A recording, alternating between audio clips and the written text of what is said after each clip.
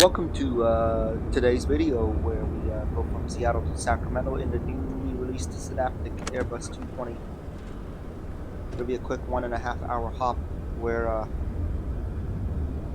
we'll go over the tutorial on starting up from cold and dark, as well as reviewing and first impressions of it, which is, to summarize, overwhelmingly positive with a couple bugs here and there.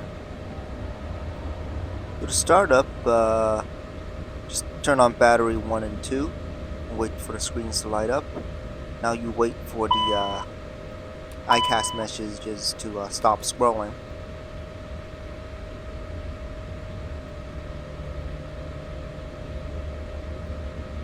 On the Synaptic A220, I believe that last message is FMS position.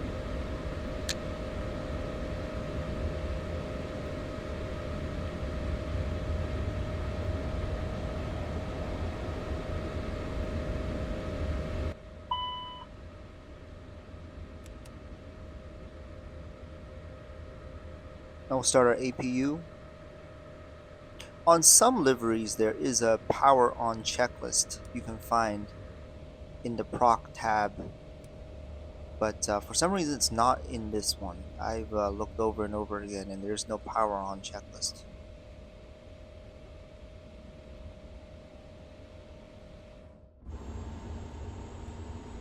I'll do a walk around as the IRS aligns. The APU starts and the IRS aligns. The exterior model was very well done. I have the weathering set to quite dirty. There's the ice detector, AOA, and ADSB probes. As you can see, the radome has a lot of bugs on it. Two lights here on a nose gear should not look identical. One of them should be clear, the other one should be murky, the murky one being the taxi light. But that could be an individual operator thing.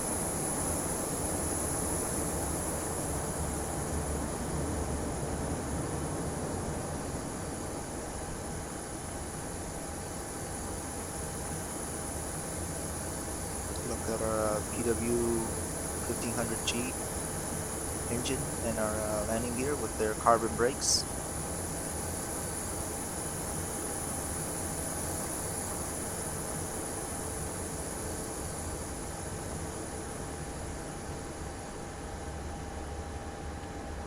Every static wick is modeled very realistically.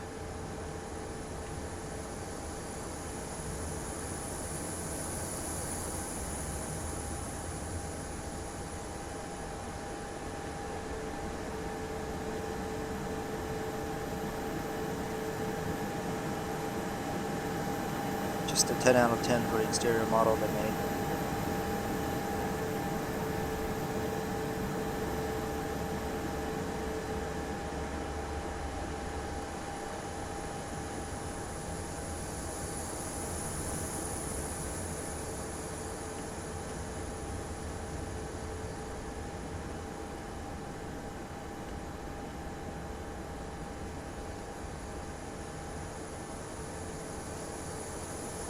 This is a GSX problem. See how the cones are touching the engines?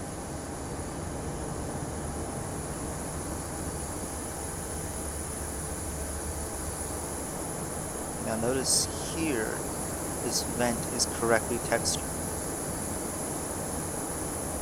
The one on the right had a texture leaking into the vent. Once you do the overhead panel flow, very simple, just everything 12 o'clock and dark except for the forward vent where you go low heat. Make sure do these flip these switches recommended after the IRS aligns.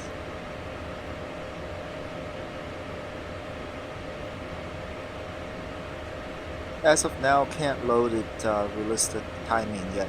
Everything just loads suddenly. That's alright.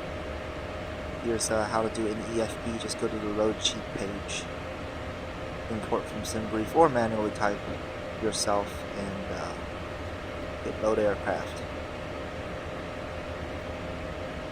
And based on the weights and how the airplane performs in like takeoff performance, climb performance, descent performance, it's pretty spot on, and I'll get back. I'll get into that later when we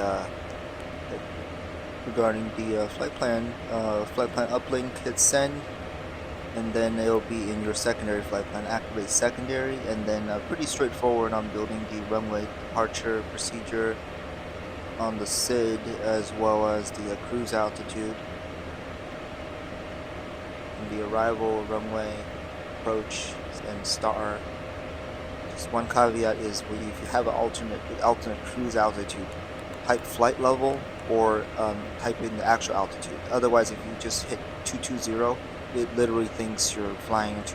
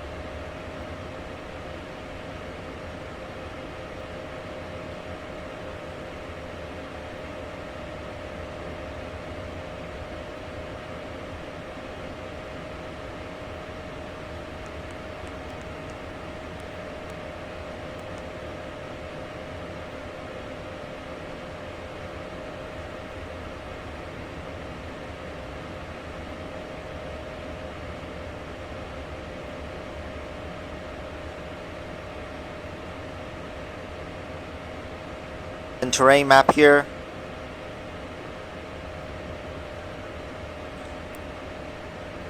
We'll have to turn it off for the FPS for departure and arrival. I'm using the default database.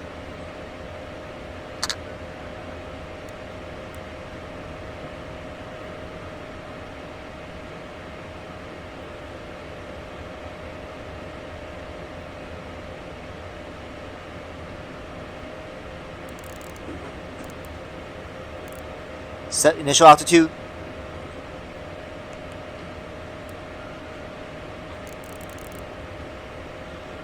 Set.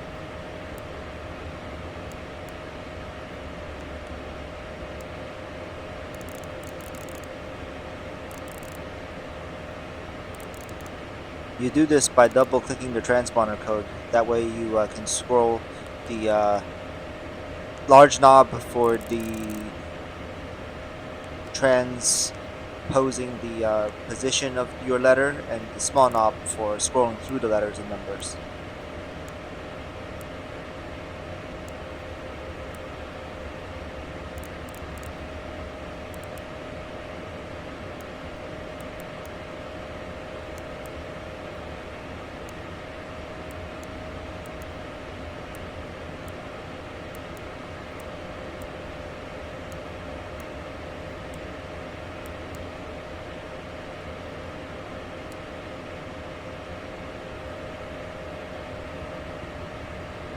Turn on the seatbelt sign.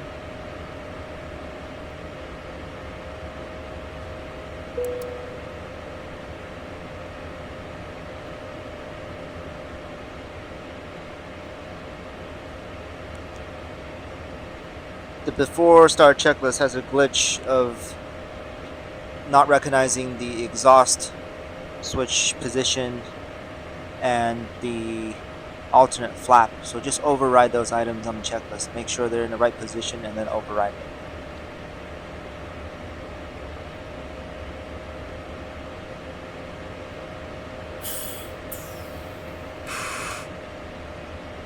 We'll test our side stick here by going in all four directions.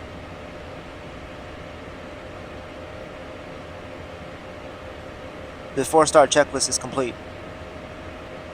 I'll go into the takeoff data. Start off on the flight plan fuel page. Input in the zero fuel weight, CG, block fuel if it changed, taxi fuel, that should already be in there, and your final passenger count.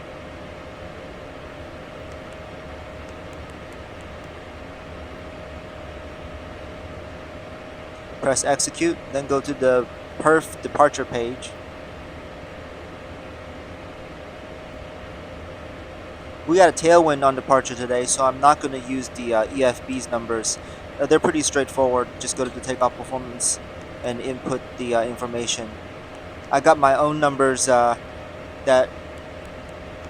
we can use for tailwind up to 10 knots. We have a tailwind of about 7 knots today. We'll be using full TO power, flap 2, with the bleed source being the engine. Once that's set, just hit the set V. Next, hit the toga button, then select nav, VNav. Only select nav if you are flying a nav departure. Put your V2 into your IAS. Set your trim. It will be indicated on the perf departure page. And pushback checklist is complete.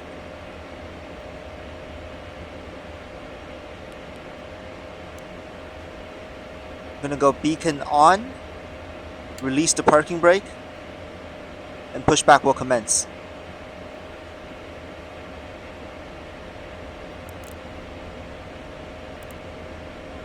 Starting the engine on this plane is super simple. Oh, by the way, bug the runway heading. You just advance the right engine switch to on.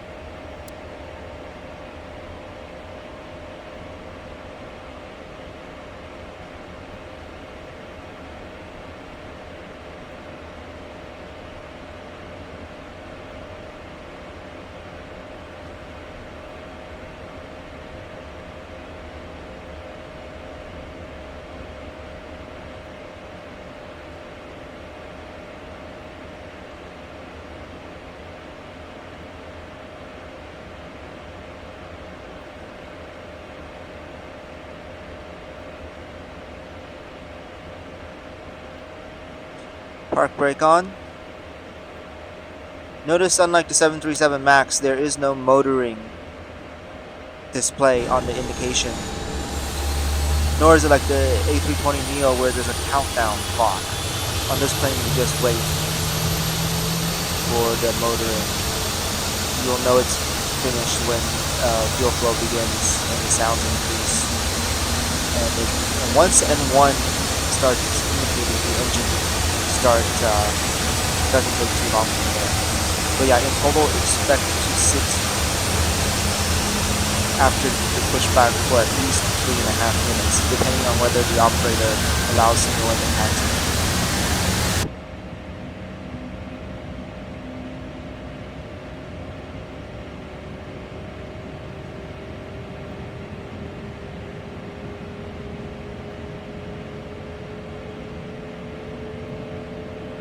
Right engine has been started. Turn on the PTU to avoid a flap slow message. Now go to flap 2 or whatever the takeoff setting was and start the left engine. Hear those amazing sounds.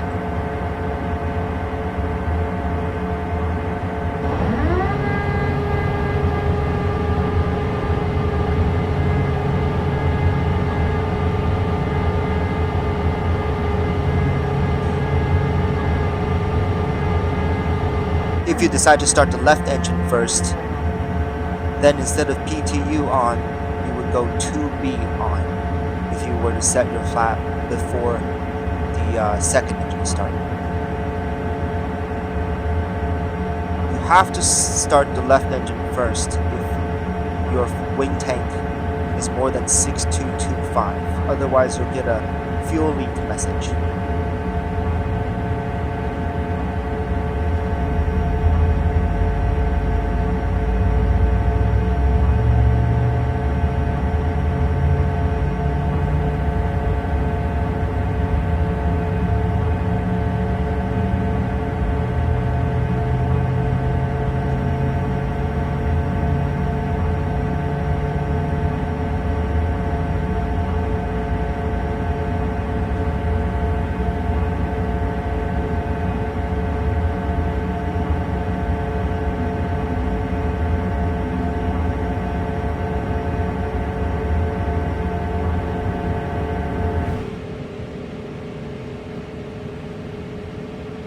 Left engine is started. Turn the APU off. PTU back to auto. After start checklist is complete.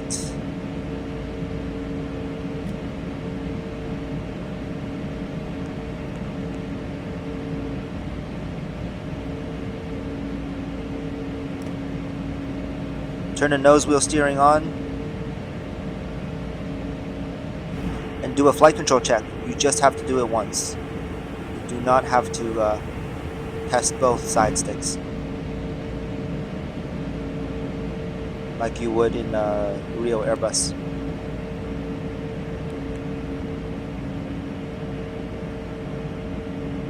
We now have 2 green lines on the bleeds. We can start taxiing. You can start taxiing without those lines, but make sure you don't go more than idle thrust to prevent compressor stalls.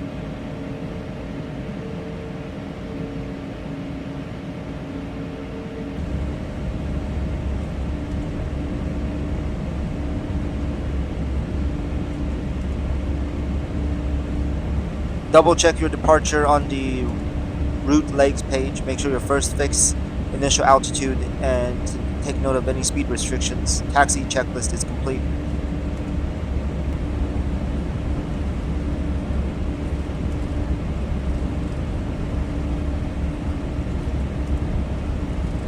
Me and the FO should have map displayed at this point, but again, due to the frame rate limitations, I will leave it on a Synaptic page. Therefore, takeoff checklist is complete. Entering the runway, finals clear, left is clear.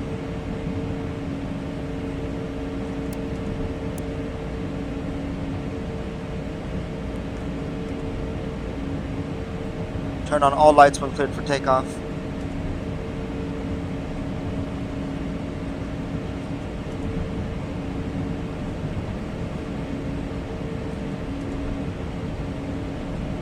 You're going to advance the N1 to 55%. As a tip, that's basically lining up your N1 with the red marking on the EGT. That'll get you pretty close to 55%. For tailwind takeoff, only advance into takeoff power after 20 knots ground speed. So there's 20. Here we go. The auto throttle itself will catch the power.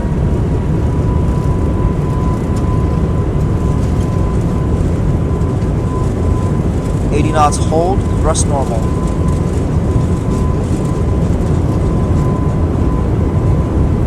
Right aileron for some quartering right tailwind.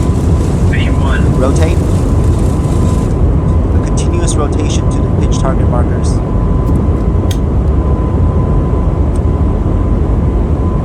You do not have to smoothen out the rotation below 10 degrees as you do on a 737. Pause the brake gear up.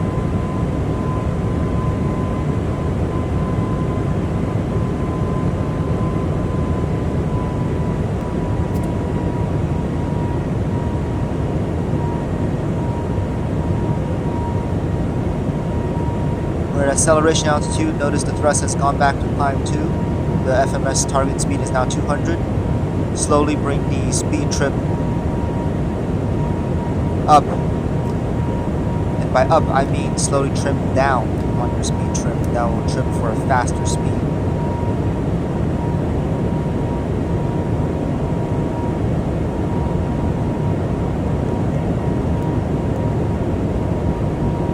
About 5 to 10 knots above the F1 speed, we can go flap 1.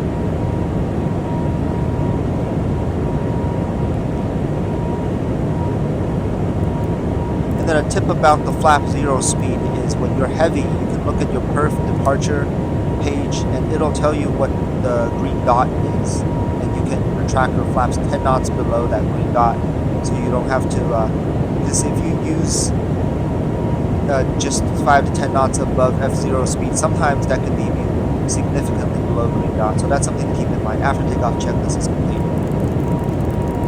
Shadow the speed.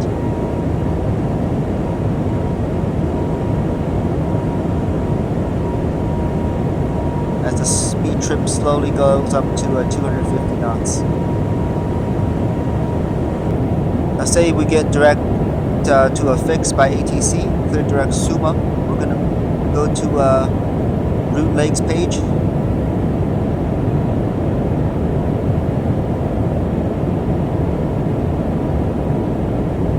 Click on Suma, put it into the direct to box, execute, go nav, and then you can heading sync by pressing in the heading button. It'll say auto on your PFD.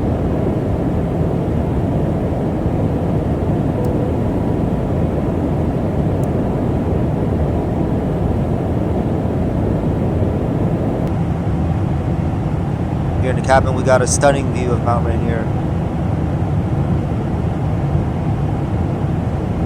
14,406 feet. We've been cleared direct GEMO.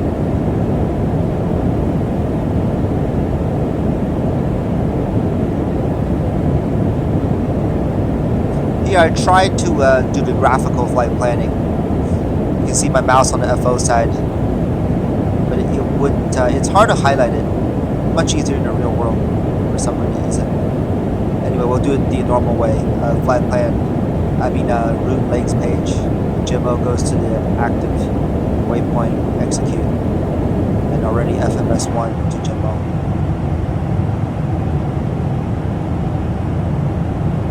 Now if it's the first flight of the day and you are not in icy conditions, above 10,000 feet, if the temperature's 15 degrees or below, you can turn on your wing anti-ice for 3 minutes to test wing anti-ice. If you forget that, you'll be reminded on the climb checklist. We've got Mount St. Helens ahead of us. Do our climb checklist. We'll press standard on both sides. And we'll turn off the wing lights and the landing and taxi lights.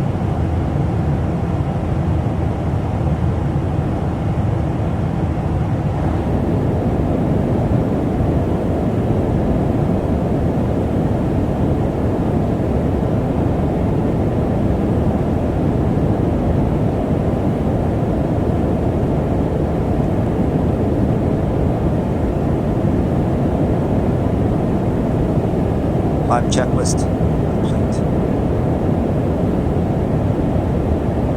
Mount St. Helens used to be, I believe, 9,600 feet tall, but on May 18th, 1980, it erupted in a huge eruption, a tragic one, and now it's just 8,300 feet tall. You can see that massive crater. I'm going to fly right over that crater in Spirit Lake.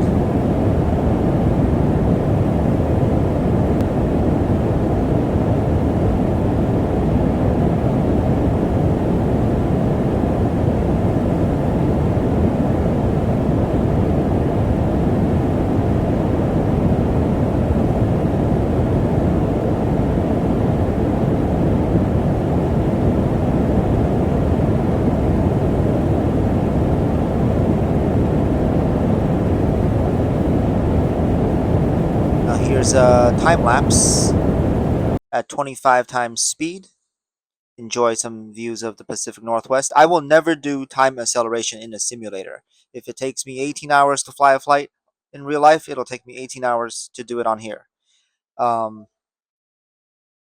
yeah, so this is just the video being sped up. This was all flown in real time.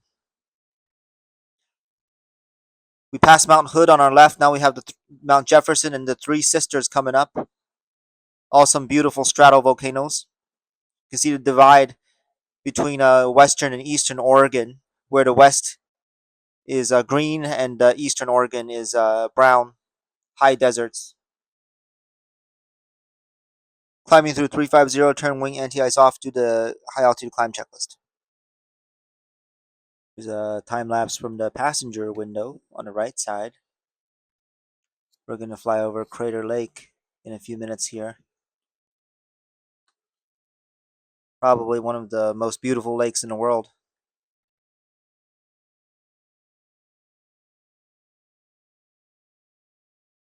It's a volcanic lake formed by the collapse of a volcano about 7,000 years ago. Deepest lake in the U.S.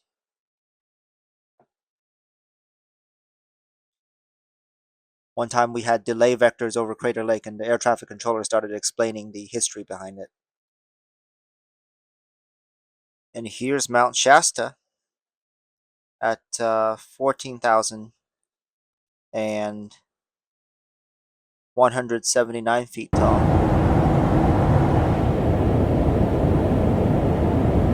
We've been cleared down to flight level 240 due to the slight tailwind, and well, actually there's no tailwind at all, but to smoothen out the transition to descent, I'm going to go VFPA negative 1.0. The great thing about this plane is I believe it's the only airliner where you are still protected in VNAV when you are FPA or VS mode.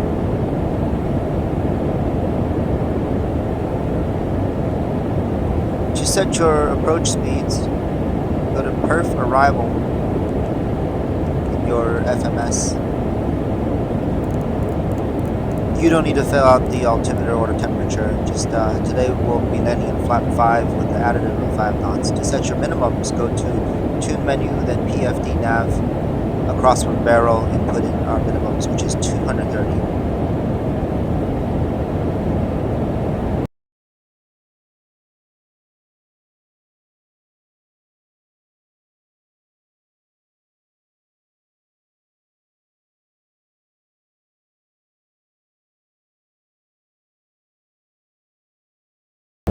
Descending through 350, get the high altitude descent checklist by turning the wing anti-ice back to auto.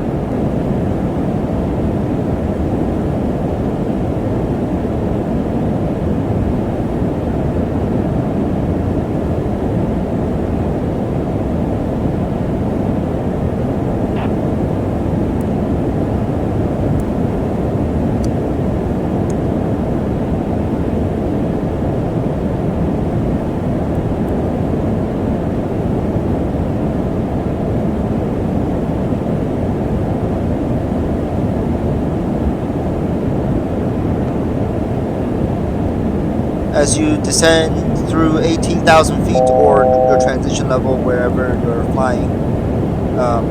Turn on your landing lights, taxi lights, wing lights. You can leave taxi or nose gear light off as a reminder of landing clearance.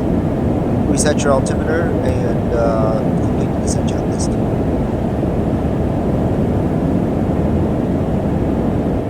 As you descend through 10,000 feet, complete the approach checklist.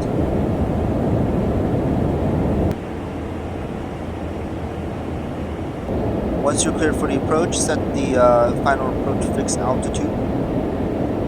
Hit approach button if it's an RNAV approach. If it's an ILS approach, you can wait for hitting that approach button until your penultimate fix, that is, you've passed your fix before your final approach point.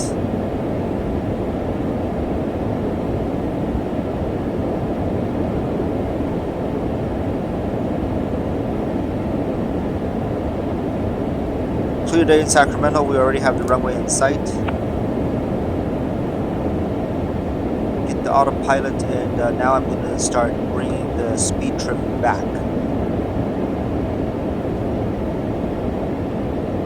I got flap 1 and man speed 210.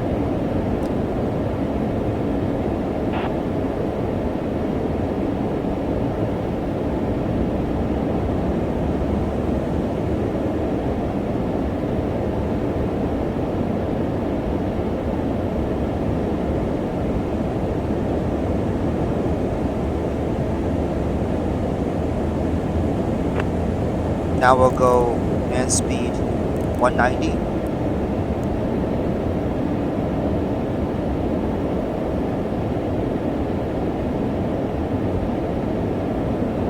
Once we get closer to 200 knots, we'll set flap 2. Flap 2 and flap 3 speeds are the same, limited at 210, so if you need to slow down, you don't want to use speed brakes or gear, you can go flap 3.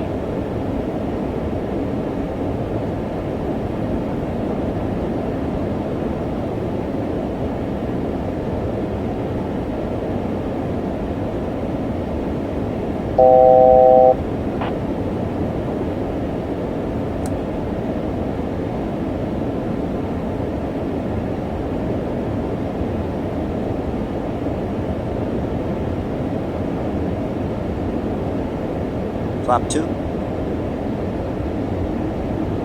One thing strange about the landing characteristics on approach with the Synaptic A220-300 is that the speed trim seems a little off.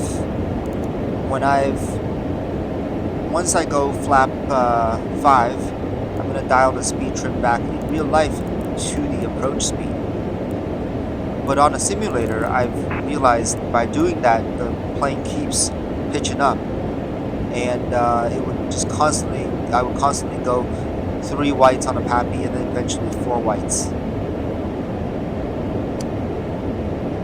And then one approach, I discovered that if I left my speed trim about 11 knots faster than what the approach speed is, it becomes stable, it becomes a good path down without that pitching up tendency. So for some reason, it's like the mind of the plane on this add-on for now seems like the speed trim is perhaps 11 or 12 knots slower than it actually is. Gear down, I'm going to go flap 5, landing checklist. The landing checklist is complete.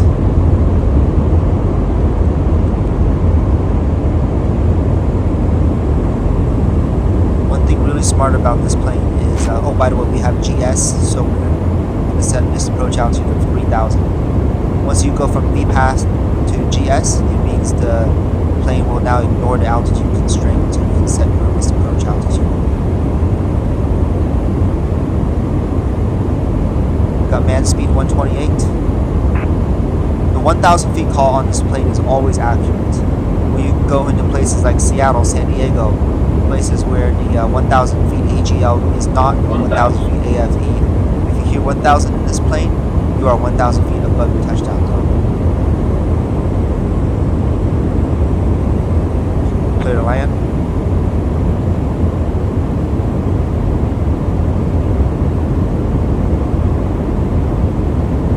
reason I went flap 5, even though the runway length is plenty enough for flap 4, is because I want to use autobrake low. Autobrake medium, in real life the plane, once you touch down, the nose comes down very gently. You can pull it off without it slamming down. But for now, version 1.0.1, one of the major, but one of the few bugs this plane has is if you have it on autobrake medium, the nose gear is going to slam down. Even on autobrake low, it slams down a little bit, but I can at least arrest that descent of the nose gear, as you will see here in a second. Getting a little high on the papping, correcting. Approaching minimums. And back on papping. 200.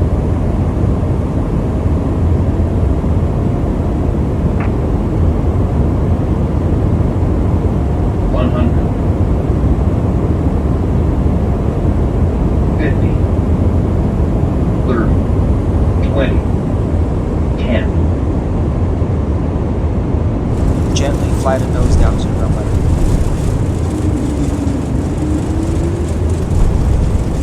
Now for some reason I cannot get the reverse to come out. F2 would work for any other add-on, but not for this one. So someone please comment on why that is.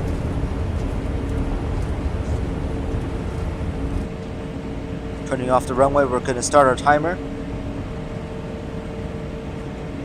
which I thought I did, but later on I realized I didn't. But thankfully I remembered the approximate time of exiting the runway in UTC, so I didn't have to wait an extra 3 minutes at the gate.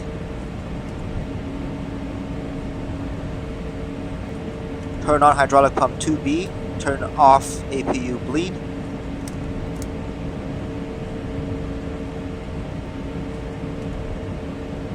By the way, after landing check is complete.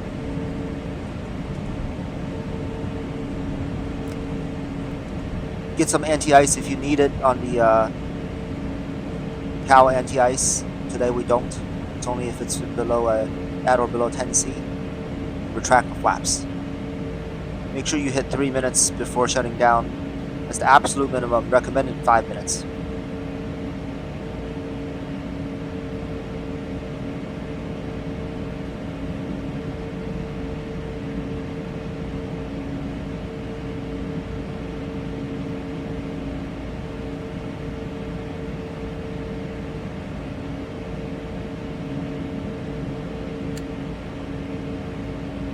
We have parked. Park brake is on. At this point you can turn off your nose wheel steering.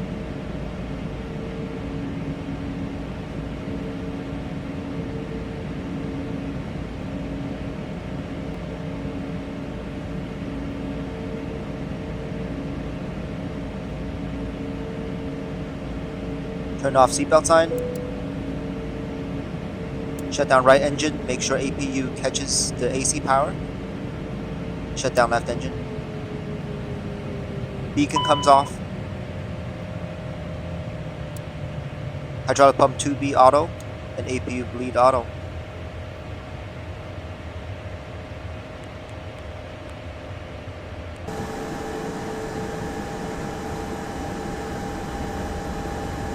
Here comes a replay by Sky Dolly of the landing in Sacramento. I don't know why it insisted on turning it into nighttime, but it's a good demonstration of the great lighting system they have. Overall, my thoughts are overwhelmingly positive. Besides some small glitches, the biggest thing is the frame rates, as they are aware. I can't wait to try version 1.0.3 that comes out in a couple days, next Tuesday. And when that happens, I'll try to do some flights with the terrain map on both takeoff and landing and see how it performs. But yeah, overall, a beautiful add-on. Wonderful job on these guys. Thanks for watching.